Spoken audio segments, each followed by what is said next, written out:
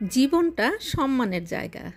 অসম্মান অথবা অবহেলা নিয়ে মানুষ কিন্তু বাঁচতে পারে না। আপনি যাকে যতটুকু সম্মান করবেন ঠিক তার কাছ থেকেই আপনি ততটুকুই সম্মান পাবেন। আলহামদুলিল্লাহ। আমার প্রিয় ভিউয়ার্স, আসসালামু আলাইকুম। কেমন আছেন আপনারা সবাই? আশা করি মহান আল্লাহ তাআলার রহমতে আপনারা সবাই ভালো আছেন। আলহামদুলিল্লাহ, আমিও ভালো আছি। ব্লগস বাই চুমকি রান্নাঘরের আরও একটি নতুন ব্লগ নিয়ে আপনাদের মাঝে হাজির হয়ে গেলাম। কারণ ব্লগস বাই চুমকি রান্নাঘর তো আপনাদেরকে নিয়েই। ছেলে মেয়ে দুজনেরই পরীক্ষা শুরু হয়ে গিয়েছে। ছেলের আজকে পরীক্ষা নেই, ছেলে আজকে বাসায় আছে, পড়ছে। আর মেয়ের পরীক্ষা, তো মেয়ে যাবে 11টার দিকে, মানে 1টা থেকে পরীক্ষা শুরু, 4টা পর্যন্ত। আস্তে আস্তে মাগরিব হয়ে যায়। তো মাঝখানে একটু কিছু খাওয়ার জন্য হয়তো পরীক্ষার হল থেকে বের হয়ে বা হলে ঢোকার আগে ও একটু কিছু খেয়ে নিবে, এই জন্য একটু প্যানকেক করে দিচ্ছিলাম। কারণ এটাই নাকি ওর কাছে সবচেয়ে সহজ মনে হয়, বলে যে এটা ঝটপট খেয়ে ফেলা যায়।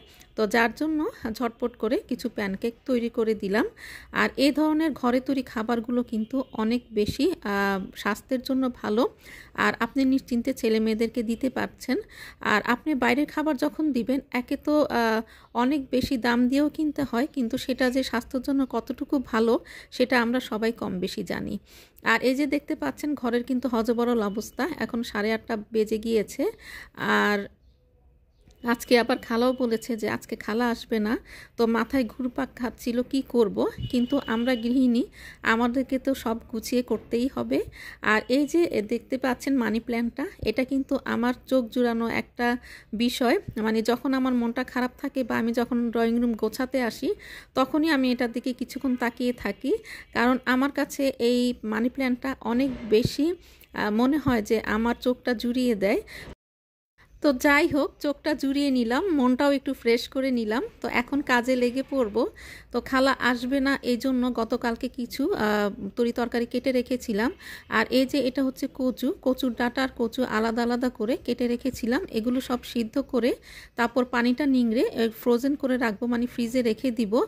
এটা আবার আমি 2-3 দিনের মধ্যে, মানে এই সপ্তাহের মধ্যে খেয়ে ফেলবো। কারণ ফ্রোজেন করা জিনিস কেন জানি না আমার একদমই ভালো লাগে না, আর আমার বাসায় কেউ খেতে চায় না যে মানে অনেক দিন ধরে ফ্রোজেন করে রাখা জিনিসগুলো। আর এটাতে কিন্তু টেস্টের কিন্তু অনেক বেশি হেরফের হয়। আর এই ফাঁকে কিন্তু আমি কিছু কাপ প্লেটও ধুয়ে ফেলেছি, কারণ একবারে সব ধুতে গেলে কিন্তু একটা প্রেশার পড়ে যায়। এই জন্য আমি হাতের কাছে যেগুলো ছিল সেগুলো ধুয়ে আমি এভাবে একটা ঝুড়িতে রেখে দিয়েছি। এখন বাকিগুলো ধুয়ে নিব, আর এর ফাঁকে ফাঁকে ঘরগুলো গুছিয়ে নিব। তারপরে আমি একটু বাইরে যাব, বাইরে যেয়ে আমার কিছু শুকনা কেনাকাটা আছে সেগুলোও করব, রান্নাও করে নিব, আর রান্নাঘরটাকেও অনেক বেশি ক্লিন করে নিব। তো সব কিছুই আপনাদের সাথে শেয়ার করব। তবে থাম্বনেল দেখে বুঝতে পেরেছেন যে আমি আজকে কি নিয়ে আপনাদের সাথে একটু কথা বলবো। তো সেটা হচ্ছে যে কম টাকার মধ্যে আমরা কিভাবে চলবো। যে কোনো একটা অ্যামাউন্ট হতে পারে, যে এই অ্যামাউন্টটার মধ্যে আমরা কিভাবে সারা মাস চলবো। আচ্ছা, এটা কি সম্ভব? যে অ্যামাউন্টটা দিয়ে আপনি সারা মাস খুব ভালো করে চলতে পারবেন, বা আমি সারা মাস খুব ভালো করে চলতে পারবো, সেই অ্যামাউন্টটা দিয়ে কি আপনি বা আমি একইভাবে চলতে পারবো? এটা কিন্তু সম্ভব না। এটা আমরা যতই বলি না কেন, এটা এখন একটা মানে ভাইরাল টপিক বলতে পারেন। তো আমি অনেকদিন দেখতে দেখতে মনে হচ্ছে যে আমিও এর সাথে একটু অ্যাড হয়ে যাই।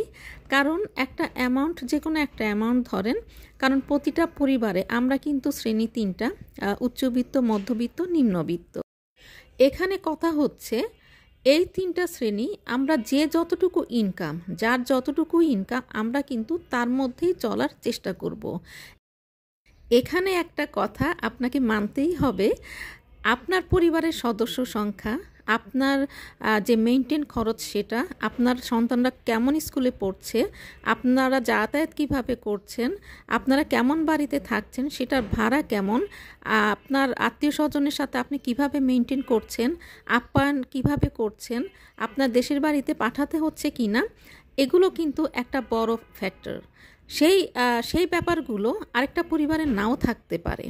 সেই পরিবারে যে বাড়তি যে খরচগুলো, আপ্যায়নের ব্যাপারটা থাকে, বেড়ানোর ব্যাপারটা অনেক বেশি থাকে, বা দেশের বাড়িতে পাঠানোর একটা ব্যাপার থাকে, সেটা আরেকটা পরিবারে নাও থাকতে পারে। আমার সন্তান যে স্কুলে পড়ছে বা কলেজে পড়ছে, আপনার সন্তান তা সেই স্কুল কলেজে নাও পড়তে পারে। সেখানেও কিন্তু অ্যামাউন্টের কম বেশি অনেক বড় একটা পার্থক্য থেকে যায়। অনেক ক্ষেত্রে দেখা যায় বাবার অনেক ইনকাম, কিন্তু ছেলে মেয়ে কিন্তু খুবই সাধারণভাবে চলছে।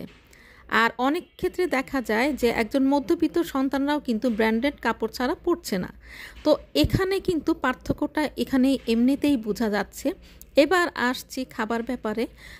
আমার বাসায় আমি যে মাছগুলো খাবো, বা আমি হয়তো মাসে 2টা মুরগি বা 3টা মুরগি খেলাম, গরুর মাংস কিনলাম, তো আরেক ফ্যামিলিতে হয়তো সেই মাছটা পছন্দ নাও করতে পারে।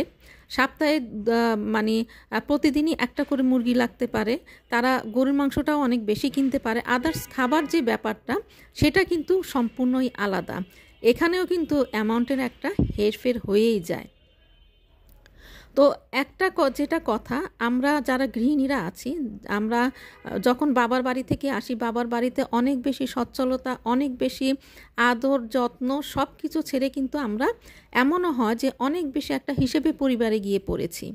তো তখন সেই আদরে মেয়েটা আর বেহিসাবি মেয়েটা কিন্তু সেই সংসারে যেয়ে সেও কিন্তু হিসাবে মানে একদম একটা হিসাবি গৃহিণী হয়ে ওঠে।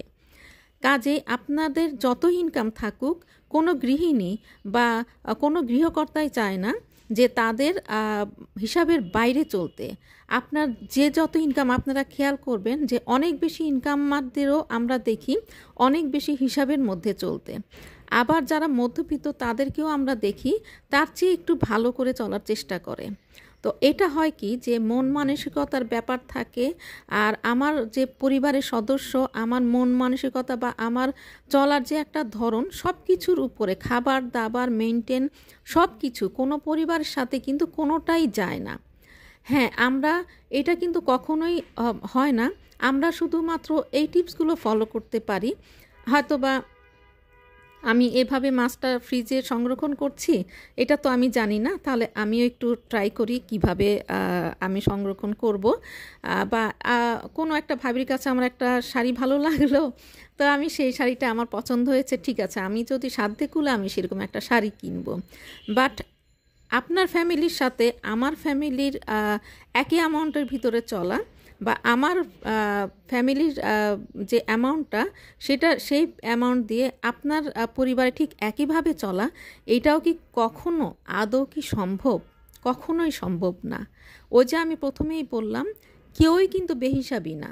মহান আল্লাহ তাআলা প্রদত্ত এটা, যে একটা মেয়ে যখন আরেকজনের সংসারে যায়, যখন নিজের সংসারটা হয়, তখন একটা বেহিসাবি মেয়েও কিন্তু অনেক হিসাবি হয়ে ওঠে।